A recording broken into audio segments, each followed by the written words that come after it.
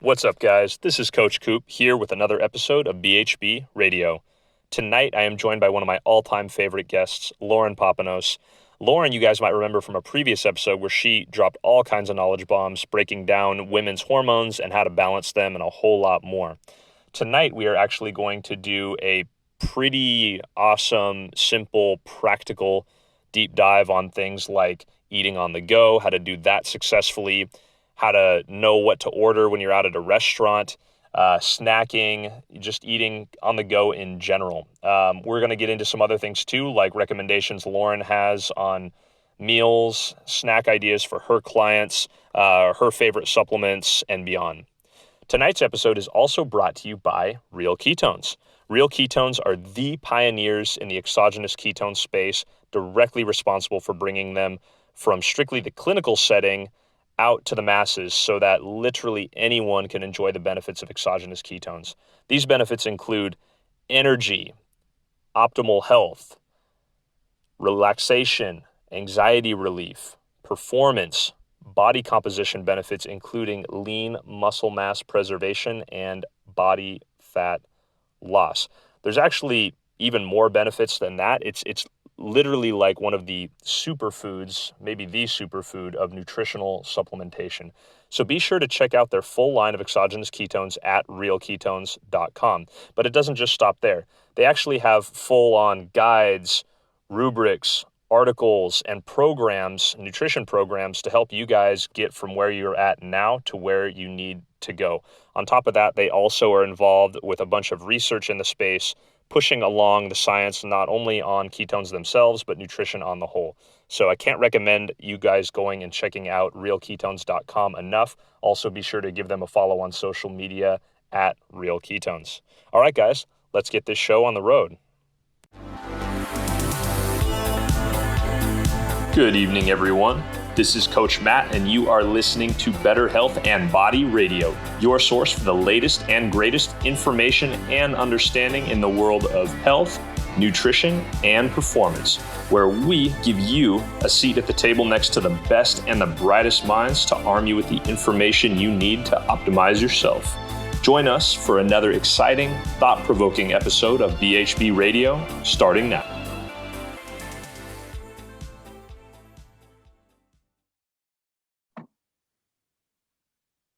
All right, Lauren, thank you so much for coming on the show. I appreciate it. Yeah, thank you so much for having me today. Yeah, I learned a lot, and I mean a lot at our last session. And I know our audience has grown since then. So for people who maybe didn't get a chance to tune in last time and maybe are not familiar with you and your work, do you mind kind of introducing yourself? Sure, yeah. So my name is Lauren Papanos. I am a registered dietitian, functional medicine practitioner, and a certified specialist in sports dietetics. So all of that basically just means that I have a background in working with athletes, active individuals, but also practice in a more functional type manner with my philosophy. So I have a private practice based out of Los Angeles and see most of my patients virtually, but some in office, and do one-on-one nutrition coaching. And so that includes functional lab testing and then personalized nutrition, supplementation, and lifestyle modifications to be able to bring them to their highest expression of health. My main population is women, and specifically more women's hormones, women's health, but I do a lot of gut health and sports nutrition within that umbrella as well. Very nice. Yeah, actually, I remember last time that was the main deep dive we did for everyone listening at home. It was basically a pretty solid deep dive on women's hormones. So I highly suggest checking that out if you're listening now and maybe missed that last one. Yeah. On top of that, too, how did you get into doing what you're doing? I mean, it sounds like you've had a pretty interesting journey bouncing around from athletes and high performance individuals all the way to working with women and helping with healing. So do you mind unpacking that a little bit? Yeah, totally. I mean, I think we all, end up where our passion is with our own personal health struggles, right? And so when I was in college, when I was becoming a registered dietitian, I was an athlete and was dealing with my own hormone issues at the time. And so just got really fed up with conventional medicine, just continuing to try to give me medications and really just not giving me solutions, and decided to take matters into my own hands, and was already being trained in functional medicine at that point because I was in a functional medicine program. And so took a deep dive into that and started interning with various different dietitians and physicians in the functional medicine world. And from there, I decided to take my career into sports nutrition specifically, but was also doing private practice and working in women's hormones and all of the functional health components on the side. And was really just trying to bridge functional medicine with performance nutrition for the first few years of my career. And ultimately decided that my passion was in women's hormones and that I wanted to really take a deeper dive into that and working with my population. So that was really how I got to where I am today. And I'm super grateful because even just working with athletes in the first few years of my career who were high performing athletes, there was a lot of hormonal issues that I was dealing with at that time because I was working with both female and male athletes. And so I was able to really get more exposure into the hormone component in the athletic setting. And that was really fun because I love both. I love sports nutrition and I love hormones so much. And so being able to combine them is really my passion. Yeah, that's awesome. That's great to hear. And it's funny because that resonates with me as well. Some people on here might have heard this before, but in my own journey, I started out following a lot of mainstream health and fitness advice and definitely identified with myself being a little bit more on, the fitness and performance side as I got into this. And then as my own unique journey sort of evolved, I wound up getting pretty sick from following a lot of said advice. And then so it led to me myself learning more about things like functional medicine and alternative methods. And that helped me resurrect my own health. And then from then on out, I kind of realized that health really does drive performance and these things aren't mutually exclusive. And so taking an integrative, or some might call it like holistic approach to helping people, whether it's healing, all the way to, being more like fitter, performing at a high level. I think that it's like a spider web, all the threads really intertwine. Absolutely. I think it's a very underlooked component to performance, of really trying to optimize the inside first. And that's what I always tell my patients is that we have to optimize you from the inside out. So a lot of times people will come to me and, what we think of is just, I'm not happy with the external, right? I'm not happy with the way my body looks. Right. But that's a result of internal dysfunction. And so if we work from the inside out, then health really does drive performance. Health drives that appearance, right? Which is what most people want in terms of optimizing their nutrition and their health. Yeah, and I think that's, A, it's well said. B, I think everyone at home should know that this isn't something that's, when we say health drives performance, it's not just about athletics, right? Like a friend of mine, Chris Albert, he once wrote an article called Fit But Rotting Inside. And it was all about how he had and others have taken themselves to a place to where on the outside they might look good and have a solid looking, aesthetic or body composition. They might even be strong, right? But on the inside, their body could be awash with chronic inflammation, have blood sugar issues, to your work, right? There could be some hormonal imbalances going on and things like that. And it was really, I think, eye-opening for a lot of people because I don't really know where it comes from. Maybe you do, but there seems to be this whole idea of cutting corners with health and fitness, and this idea that, my health be damned, I'm just gonna slash calories like really heavily. I'm just gonna, or follow this sort of like fad for a while, and I'm just gonna kind of crash do this to get to where I want to be on a look level, and it's A, really not sustainable, B, not good for your health, and I think C, it's really not necessarily the right solution, even if there is some mild success up front. So I don't know, is that something you've encountered too in sort of health psychology? Yeah, absolutely. I mean, I think that we all, in today's day and age, right, we live for instant gratification and we want the quick fix. And there's so much being marketed to us that we can have the quick fix. And so, when I tell someone, look, it's going to take us 6 months realistically to be able to optimize the inside so that we can optimize the outside. So for some people, that's too long. And I think it's just what our society puts onto our brain of how quickly we can achieve our health goals. And I mean, I don't know about you, but I've been on this journey to optimizing the internal and external for, 10 years now. And so I think we just have to remind ourselves that it takes time and we have to be happy and present as much as possible in that current moment of where our body is. And just remember that it is a lifelong journey to be able to get there. Yeah, absolutely. And I think, Dr. Ray Peat, Danny Roddy, people in the generative health community, generative energy community, they've talked about nutrition as this ongoing and health as this ongoing sort of refinement and continual refinement and a falling in love with the journey sort of process. Because, and I'm sure I hope I can speak for both of us here. I think that we keep having new understandings and new research comes out, or maybe new perspectives on old research and thoughts. And it's sort of like you might maybe be 80% or 90% of the way there with the house built, but then you're doing little remodels, here and there, that can maybe change something for you. It maybe experiment on yourself. And I think also for everyone listening at home, this isn't to say you necessarily forfeit any results up front when you start focusing on health and wellness to drive your fitness and how you look, things like that. It actually, I think a lot of these things start to come online up front to let you know you're on the right track, right? You'll start feeling better. You'll have more energy. You'll get little like gradual positive reassurances, and maybe having more good days than bad days, that you're on the right path. And I think your body does truly give you some of that feedback right away, which I think is helpful. And, it's a testament to how adaptable we are as people. Absolutely. I agree with that. So on that note too, last time we did a bit of a deep dive into women's hormones. That was awesome. I love that conversation. I learned a lot.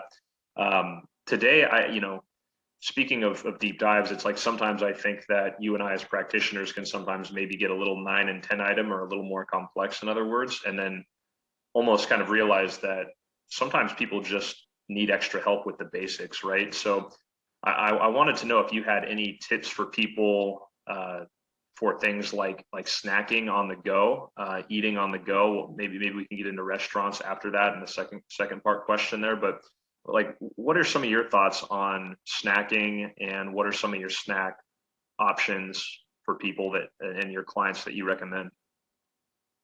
So I'm going to be completely honest with you. I am a non-supporter of snacking. I think that snacking can put us into a troubled environment, right? Where we maybe aren't eating intentionally. We're not thinking about what is the nutrient quality, what is the macronutrient consumption of what we're putting into our body when we snack. A lot of times when we snack, we do it mindlessly, right? When we're driving, when we're watching TV, Right. whatever the situation might be, right? And for all of those who are listening, I'm sure that you care about your metabolic health, or you probably wouldn't be utilizing our products. And so it's really important that when we're trying to work on metabolic health, that we're helping support our body's flexibility of burning what we have in storage and not always having to be dependent off of an exogenous or an external food source to be able to keep our energy going, right? Of course, there's a caveat to that, right? There's going to be times where you aren't able to get to a meal. It's already been 4 hours, which is generally how long I would recommend waiting in between eating. And you're just needing something on the go because you're traveling and you're not able to get to a restaurant, right? So I'll provide you what some of those solutions should be. But I want to first explain, making sure that you're not using snacks in place of meals, and that the first emphasis is on how can I get quality meals into my day every 4 or 5 hours or so to be able to optimize my blood sugar and optimize my body's fuel burning processes.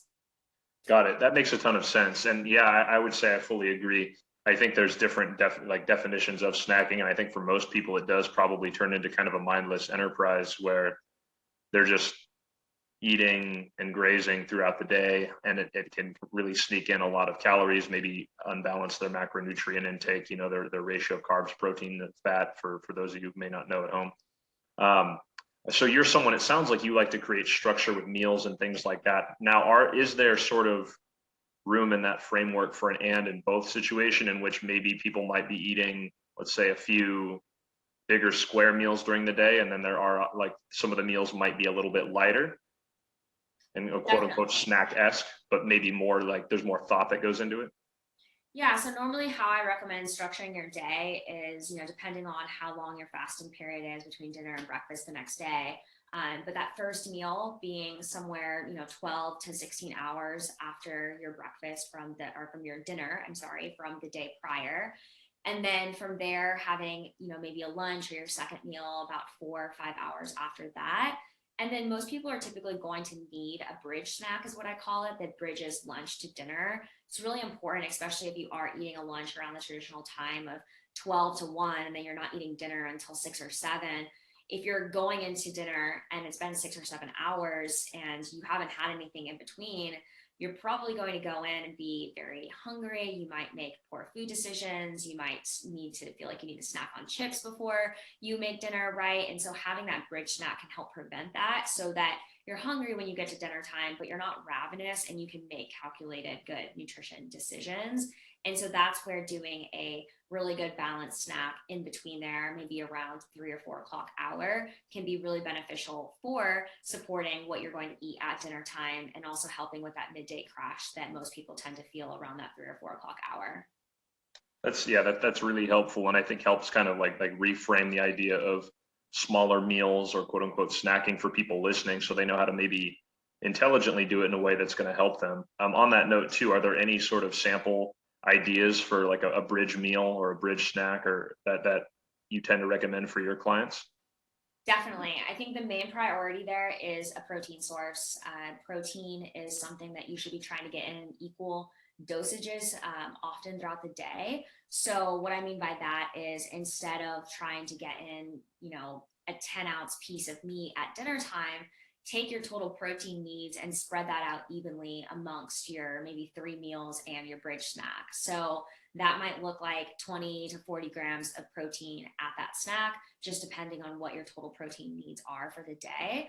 And then from there, depending on what your goals are, if you are trying to gain weight, you're trying to gain muscle, you might need a little bit more calories at that bridge snack. If you're trying to lose weight, then that bridge snack might just be protein that you're ingesting at that time. And so, that could be something as simple as just a protein shake that you pair with, maybe you have with some almond milk. Or if you're trying to use that bridge snack as a way to also get in a little bit more calories, then that might be a protein shake that you now pair with some raw nuts and maybe some berries or some raw vegetables, right? And now you get a little bit more calories, a little bit more nutrients in there, but it's still, the emphasis is around that protein at that meal time or that snack time. Yeah, that's awesome. That's really helpful. And I think that kind of it depends answer is true. And I think you gave some good guidelines for people to work that into their routine. I myself, I've done all those things that you just recommended. Sometimes it is just protein. If it's pretty easy for me to make my fat requirements and carb requirements for the day, other than that, right? Maybe I'm getting that in at my other meals. Sometimes I think, protein is maybe the toughest to get in for people. I mean, I've done things like tins of wild caught oysters, which is like nature's multivitamin and has a ton of zinc content. And then in addition to that too, um, I've liked those keto meal bars that Chief Science Officer Gary Millett has created from real ketones, and those have been helpful with getting me like a predominantly like protein based snack, um, just to kind of satiate me and my clients as well too. Yeah, I think that those are really great components to work around. And then, even just like a good grass-fed beef jerky there, or Yeah. like a nitrate-free deli meat can be really convenient too, because most of the time around that time frame, people are on the go. You might not have time to sit down for a meal, but if you do, then throw together a smoothie, and you can throw Hmm. there vegetables. You can throw a ton of nutrients into a smoothie and take that on the go, depending on where you're headed around that time frame. So think of it more so as like a small meal, right? Just like you said with the oysters, kind of we associate that more with a meal. Think of it more as a small meal rather than snacking type options, because snacks truly are more processed than our small meals. Yeah, absolutely. And I think a lot of them can contribute to getting like an overabundance of one macronutrient that maybe you otherwise wouldn't overeat, right? Like maybe like a way, even if it could be even healthy in some cases, like way too much fat or way too much carbs for a day. Let's say if you're snacking on thing X, Y, or Z. I think other things that have helped me too is I've done like a little bit of goat yogurt with some cinnamon and collagen protein in there as well. And then, just maybe like a single serving or two of fruit if I was going to make something like lighter. On that note too, I think that kind of dovetails well into the next question that I had for you. And that's, what advice or guidelines do you have that you might give your clients who might be eating out of necessity? Let's say if they're traveling for work, or they're kind of a soccer mom on the go and there's a soccer tournament this weekend. Like what are some of your, in case of emergency, break glass solutions for when people are eating out at restaurants? It's a great question, and I think really relevant as we move into summertime, right? Because Oh yeah. definitely more traveling and eating out happening. And with the world opening back up, we all want to be eating out more since we were confined for so long, right? Right.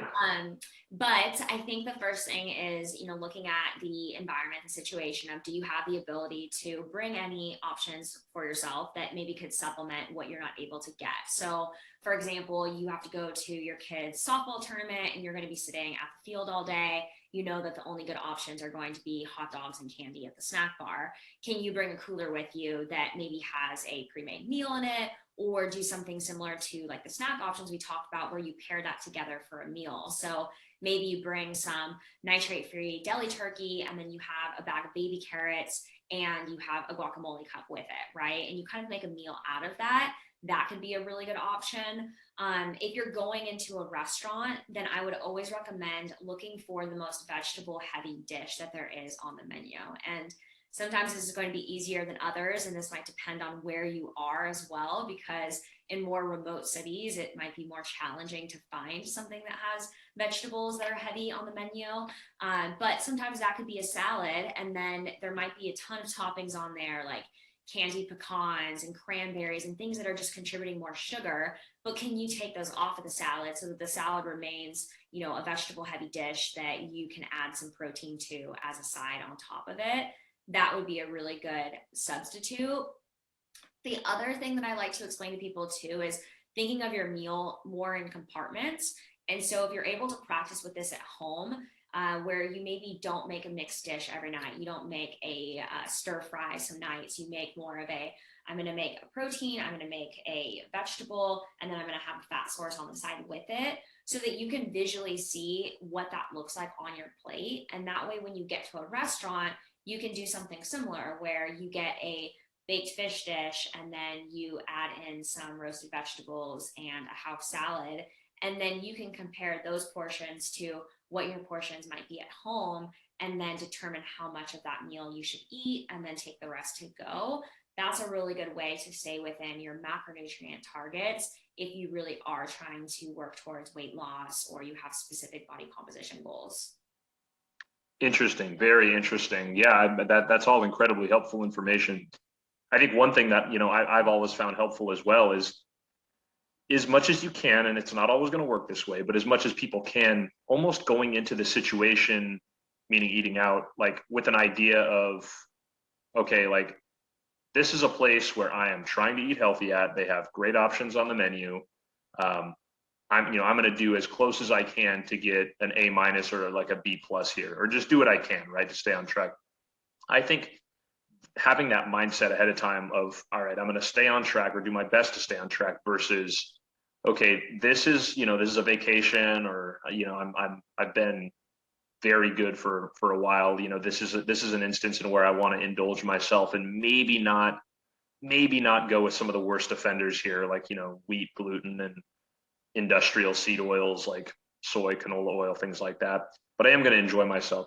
Do you think there's anything to kind of being able to like have a positive mindset, or maybe a little bit of a frameworked mindset when you go and sit down to eat for someone? Because I just tend to find that if someone doesn't have that preordained mindset going into it, they tend to be more likely to like say, oh, well, I'll just have a little of this, or I'll have a little extra of that. And then that kind of becomes their new normal at every restaurant, every time they sit down, and they end up kind of sabotaging themselves. Whereas I think if you kind of maybe most of the time go into it saying, all right, I'm going to stay on track, this is what I'm doing, and I kind of know that up front, it becomes easier to not only A, pick the right restaurant, but B, be adaptable when you do eat. And then when you really do want to kind of indulge and enjoy yourself, you kind of go into it with that mindset already. And I just think it allows people to kind of almost color in the lines a little bit more when it comes to their diet.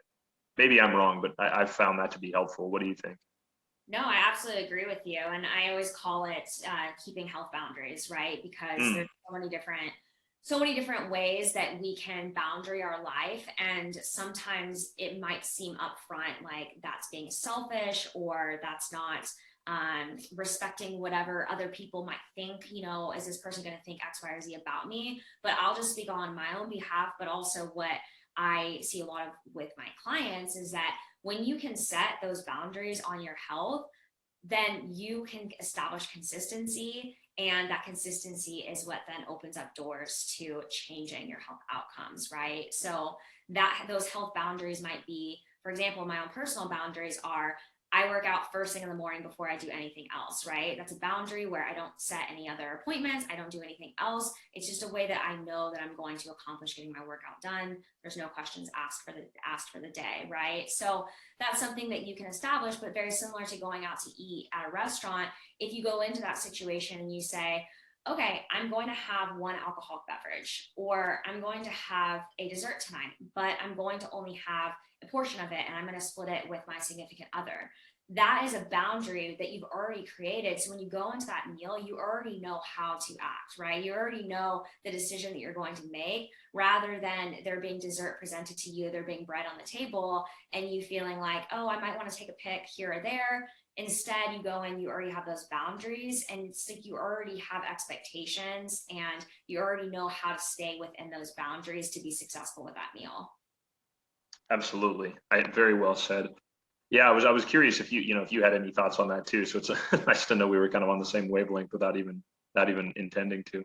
Totally. Uh, I think another helpful question that I mean that would be good for our audience that I also think that I tend to get asked a lot as a fellow health practitioner is like are there types of restaurants, right, that you tend to recommend for people, like Japanese food or sushi or things like that, just to give one example, or let's say like a barbecue place or a burger place, because you can at least get like some solid meat and protein portions there. Like, is there any like kind of like types of restaurants that you do tend to recommend people go to, like just to give some examples, and then maybe a few that you were like, absolutely, no way, no how, do not go here. I think that a fish grill is always a really good start because if it Hmm, has grill in the name or even like a steakhouse type restaurant, those will generally have what I was explaining with the compartments, right? Where you can do an entree and you can get the protein as the base, and then you can pick the sides or you can modify the sides accordingly. So I think those are always a really good start. Of course, that's going to be a little bit more upscale. So it just depends on your situation. Is it grab and go you're trying to get, or do you have time to be able to sit down at the restaurant? Another more quick on the go that I really love is Mediterranean food because Mediterranean, good call. yeah, it seems to do like Mediterranean food does protein really well. There's always kebabs you can get, or you can get a quarter or a half chicken. So you can be really clear on the protein and getting enough of that. And then there's typically a salad that's paired with it. You can get vegetables, or if you're doing any starches, you can get like a rice on the side with it. So it's a little bit of a cleaner option, I would say, in terms of the ingredients. There's not very much of our refined carbohydrates and seed oils that are used in it. And you can get with a salad dressing olive oil, right? And use that as opposed to going to some of these other restaurants where they're going to give you a sugar and industrial seed oil laden dressing on top of that salad. Yeah, I think that's a great call, and I think that maybe that's a bigger picture piece of advice for people is try to go to places where like most of the meals are like protein centric, right? Or like, let's say meat and egg centric. Obviously that there is room within that for you to get like there's a higher end quality where things are sustainably sourced and coming from, raised and fed the right way where you're going to be able to get the right nutrients from them. And there's also a framework for that statement to be taken and people to go to fast food, which we don't recommend, but obviously a little bit of common sense there, I think sort of helps. But do you think that would be fair advice, is trying to go to restaurants where protein is sort of the centerpiece of the meals, because that way they're going to get, some fat, probably some healthy fat. And of course they're going to get a pretty good protein portion too. And then they can kind of finesse around that depending on their needs and goals. Like you said, whether they need extra carbohydrates or a little extra fat. Yeah, I think that's a great starting point. And then, also making sure that they have vegetables on the menu, right? Because Yeah. those are always an essential component too. And I think, like you said, I mean, even if there's not quality, a lot of times restaurants, they're not going to purchase grass fed and pasture raised because it's just very expensive, right? But if you can at least go somewhere where they have a leaner cut of meat, maybe they have a fish or they have a chicken versus having a really fatty hamburger, that's always a really good start too for just improving the quality of the protein. Yeah, that's interesting. I have that same friend that I talked about earlier, Chris, who wrote the Fit but Rotting Inside article. He actually had thoughts on that too, and his sort of ethos was, if I'm eating out, and then they have good quality meat, then I'm going to be okay ordering you know, like a semi lean or having some fat on that meat. However, his thoughts were, if I'm really in a pinch, I'm traveling, I'm eating at the airport or something like that, or there's just nothing else around, I'm really unsure about their quality of meat there. He said he tends to go for leaner things because the fat is where both positive nutrients and also some possible toxins and nastier things can get stored, depending on just how the animal was fed. So his thoughts on that were like kind of what you said. He's like, I'm going to eat, make sure I'm eating quite a bit leaner if the place is not going to have a good quality of meat there that they source, which I always found interesting. Yeah, that's definitely valid and something that I agree with. Yeah, yeah, awesome. Now, are there other places too, like just sort of archetype type places, examples of places you would just say to avoid at all costs? Like I have to imagine places like, a fast food, typical burger and fries fast food place, or a typical, um, Mexican food fast food place. Things like that would be different than, let's say, if you were eating at like a good burger or like a better quality Mexican food place, right? Because with a lot of these ultra, shall we call them ultra, like common, big time, almost, yeah, huge corporation type chains, they tend to cut corners in their food quality. They tend to have a lot of strange additives, even in things that shouldn't have additives, like meat. Um, they're definitely not using a good quality of meat. Sometimes they're not even using, let's say, in a burger, an actual cow. They're using some other type of bovine animal. They're usually using a ton of oils. Like, is that something that you would say is just ain't no way, no how for most people? And are there any other types of restaurants you would add to that list?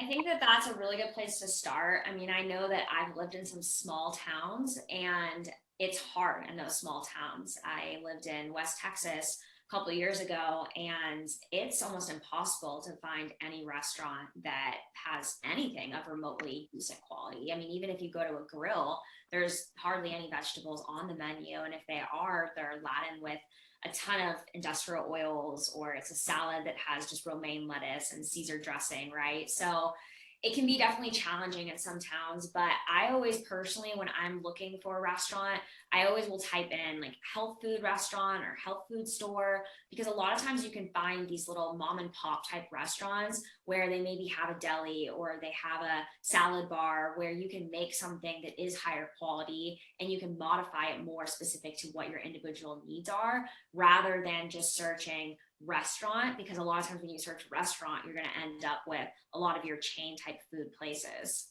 Yeah, absolutely. Yeah, yeah, that's very good advice. Just simply searching that, I think, can help a lot of people. And now, I know we're going to wrap up here in a second, and I want to be respectful of your time.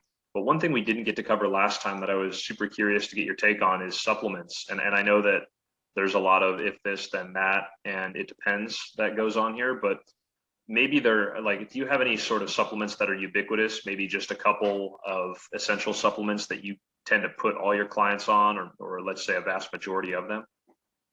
Definitely. I think that a quality omega-3 supplement is really important. And when I say quality, I stress the word quality because all are not created equal. And so you are looking for a brand that does use the triglyceride form and that is cold pressing, cold extracting the omega-3 supplement. But there's just so many purposes of where omega-3s are beneficial to health.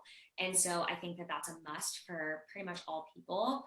I also think that a quality multivitamin can be really important for some people, and that maybe in terms of how long you use it or how much you use it would really depend on your individual labs, but it can at least be a really good baseline to fill in the gaps that you might not be getting through your diet. And so with that, you're looking for those vitamins to be in their most active form. Instead of using something like a cyanocobalamin for B12, you're looking for Right. a methylated or an active form of the B12. And you also want to make sure that when you're purchasing multivitamins, that it's not a one a day. We sometimes want to go the one a day route, right? Because it's less pills, but you can't fit very much into a one a day. So it's just not going to give you as much nutrients as you possibly need. Think of how many different vitamins are being squished into one pill, right? So you really are looking for more of your 3 or 4 capsules per day for it to be a quality multivitamin. So I think those are 2 really good places to start. And then I would say majority of people probably need a magnesium supplement as well. We burn through more magnesium when we're stressed. We need it to support our electrolytes, especially if you are on a lower carbohydrate diet. It's really great for our nervous system and for exercise performance. So with that, depending on what you're using it for, there's many different forms, but for most people, a magnesium chelate or a glycinate form is probably the best place to start. And that would be something that you would probably want to take in the evening hours to be able to help with relaxing your central nervous system. Yeah, that's awesome. Very well said. Yeah, I personally take the magnesium glycinate myself. I know that when it comes to the multivitamin, at Real Ketones, Chief Science Officer Gary Millett, because so many of our listeners are coming from a low carb background, at least initially, and or they are interested in that, and or just sort of eating kind of ancestrally in one way or another, right? He made sure to include an additional boosted electrolyte formula in the multivitamin as well. Basically, you'll find more electrolytes and minerals in that than you would in a typical multivitamin supplement. So I think that your point about additional electrolyte mineral supplementation and hydration is, and of course sodium intake is important for people to keep in mind. Absolutely. Now, so speaking of like earlier, right, the last question I have for you, we were talking about kind of bridging that gap between, all right, let's try to be as healthy as possible, which will actually drive our fitness, right? So now on a little bit more on the fitness side as well, in terms of some supplements that you might, recommend people include, let's say for energy or for performance, right? That seems to open up this sort of Pandora's box where you find things like, you know, your typical big box brand pre-workout or fat burner and things like that tend to potentially come with side effects. Maybe they don't really do what they claim. Have you experimented at all yourself and or with clients using exogenous ketones in that realm there, let's say pre-workout or for energy and things like that? And what kind of results have you noticed? Definitely, yeah. I use exogenous ketones myself since as I mentioned, I do a lot with hormones. I use them a lot with my PCOS clients to be able to help with improving insulin sensitivity and pair that with diet and lifestyle changes, of course. But I've seen really good success with being able to cut insulin in half through the exogenous ketones and the diet and lifestyle changes. I was able also to bring down my own insulin levels by doing so.